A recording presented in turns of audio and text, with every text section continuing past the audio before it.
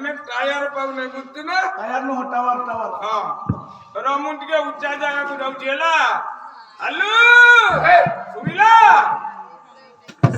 କଣ ବୋଲି ଭାବୁଛୁ କି ତାକୁ?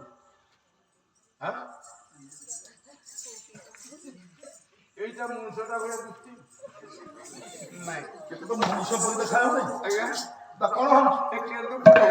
ଚୁପ କଣ ପାଇଁ ଭଲ କରିଛି କଣ ହେଇଛି ଟିକେ ଶୀଘ୍ର କଣ ହେଲା? ଆରେ କଣ ହେଲା କଣ ହେଲା? ପୁଅଟେ ହେଲା ପୁଅଟେ ପୁଅଟେ ଆଉ ପୁଅଟେ ହେଲା କିଛି ମନ ଦୁଃଖ କରନା। ଆମକୁ ତ ପାଲାରେ ଅଛି ସାରକୁ କହି ସାରେକି ଆମ ଖୋଳାରେ ନାଚିବେ। ଖଳାରେ ପୁଅଟେ ହେଇଛି ଆପଣଙ୍କୁ ନିମନ୍ତ୍ରଣ ରହିଲା ଆପଣ ଟିକେ ଯାଇକି ପାଲାରେ ଦେବେ। ତମ ଘରେ ଆଜ୍ଞା ଆଚ୍ଛା ଭଲ କଥା।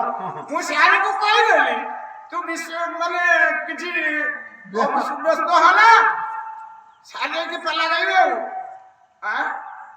କଣ ଆରେ କଣ କଣ ହେଲା?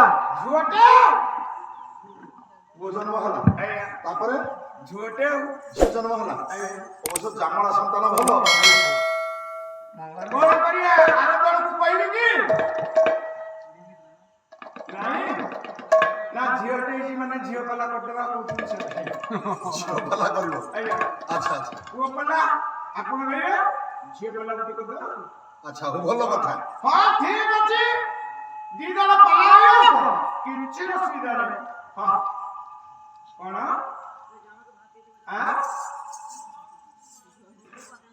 କଣ ହେଲା? କଣ ହେଇଛି?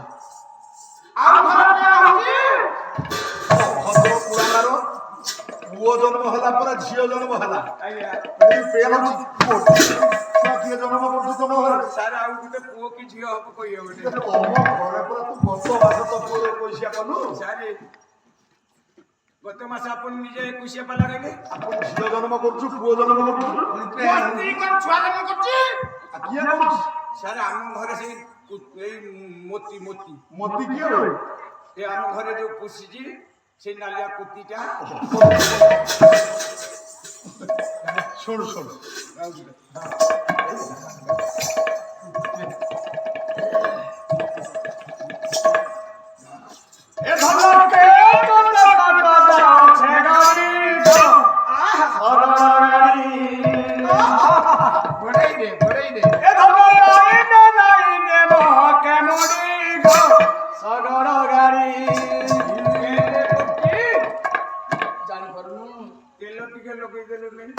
ଏଇଥିପାଇଁ ଗାଁ ବୋଲି କହିଲୁ ତାକୁ।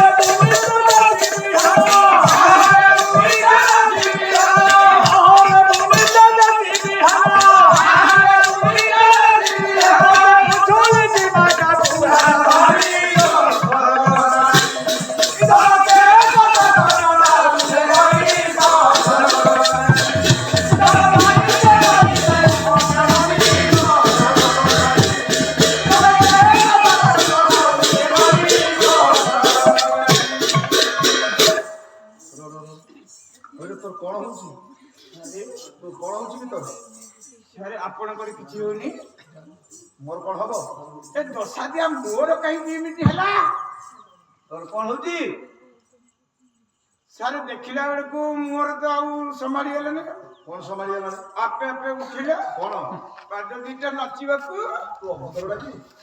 ସାରେ ବୁଢ ଭାଇ ତୋର କିଛି ହେଲା? ନା ମୋର କାହିଁକି ହବ? ଏ ଦଶା ଦିଆ ମୋର କାହିଁକି ଏମିତି ହେଲା? ଆଚ୍ଛା ଝୁଅ ତୋର କିଛି ହଉଛି? କାହିଁକି ପଚାରୁଛୁ ମତେ? ନା ପଚାରୁଛି କାଳେ ମୋର ଭଳି ତୋର ବି ହଉଥିବ। ମୋର କିଛି ହଉନି? ଆଚ୍ଛା କହିଲୁ ତୋର କେତେ ହେଲାଣି? କଣ କେତେ ହେଲାଣି? সাতে সাতে আঠে নौ ये দশা দিয়ে সেইতে গাই মোর হকি নহলে হে খালটা তারে নয় লাগি কোন তেরে মোর হিন্দি হইজি তোর কোন হচ্ছে কোন বে নবম শ্রেণী ঝিଅটা নবম শ্রেণী ঝিଅটা হাতকে মো হিট করুচি বস কচলি কচলি আখিরা তো কদলা লাগালো কচলি কচলি আখিরা তো কদলা লাগালো কচলি কচলি আখিরা তো কদলা লাগালো কচলি কচলি আখিরা তো কদলা লাগালো তেরা দিয়া পিলা গো মতে পেকা ও তেরা দিয়া পিলা গো মতে পেকা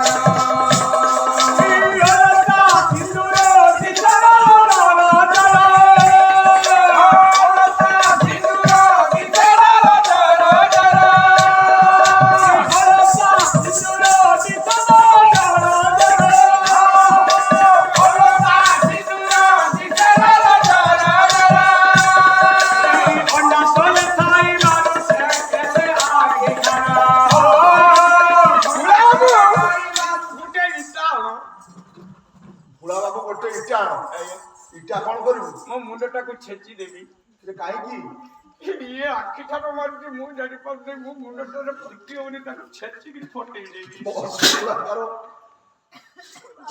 ଭାଗା ତୁ ବସ ବସ ବସ ହଳଦୀ ତେଲଟା ପୁଆଲ ଛତି ହଳଦୀ ତେଲଟା ପୁଆଲ ଛତି ହଳଦୀ ତେଲଟା ପୁଆଲ ଛତି ହଳଦୀ ତେଲଟା ପୁଆଲ ଛତି କୋଇ ହୁଆ ନାହିଁ ଭଗବାନ କାଲି ସିଧା ତେଲ ସରା ସରା ସେ ଗାଡ଼ି ଗା ସଗରେ କାଲି ତାର ନାଇ ତେଲ ସେ ମହାକେ ଗଡ଼ି ଗା ସଗରେ କାଲି ସିଧା ତେଲ ସରା ସରା ସେ ଗାଡ଼ି ଗା ସଗରେ କାଲି ସିଧା ନାଇ ତେଲ ସେ ମହାକେ ଗଡ଼ି ଗା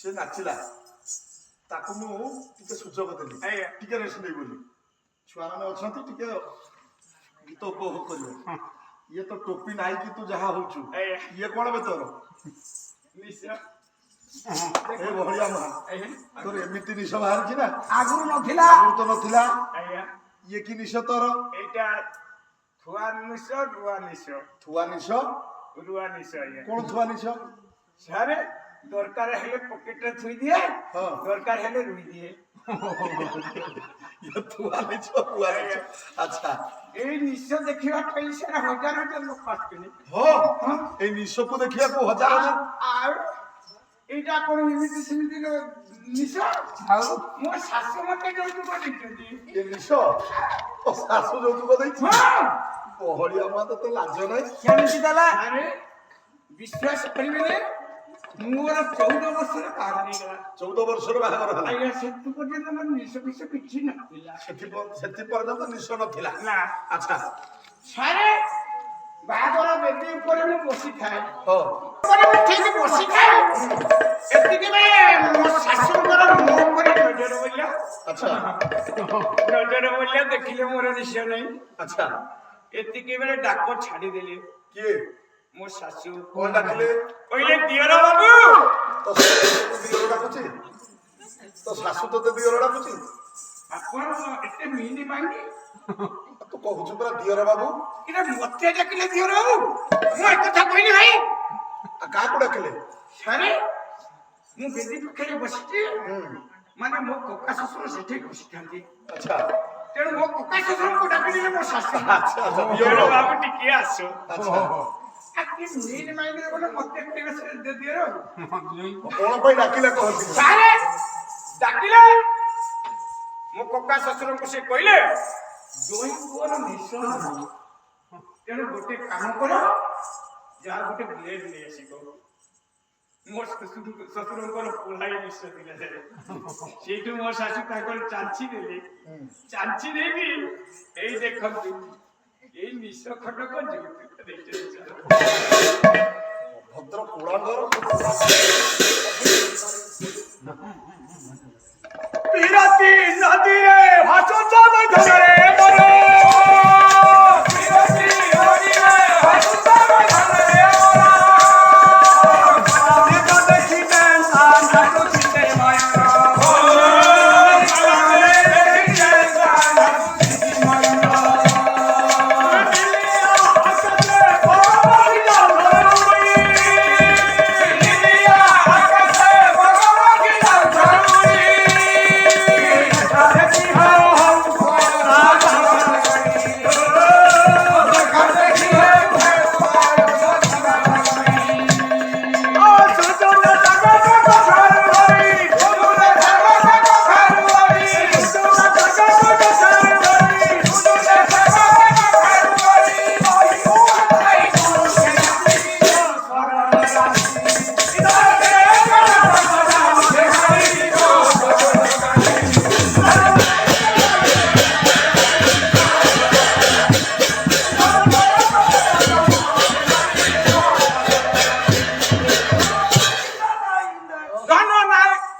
କୁଳାଙ୍ଗର ତୁ ମତେ କଣ ଭାବୁଛୁ କି?